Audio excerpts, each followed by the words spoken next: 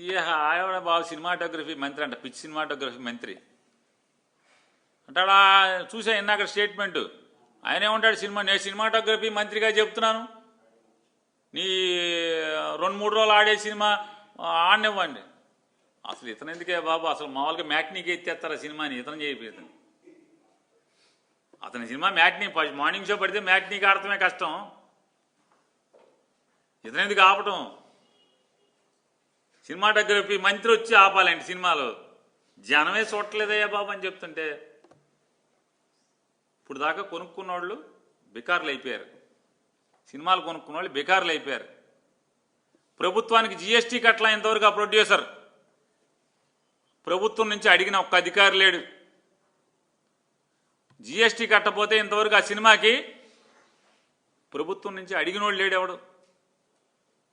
వేరే వాడిని అయితే ఊరుకుంటారా అని అడుగుతున్నాను.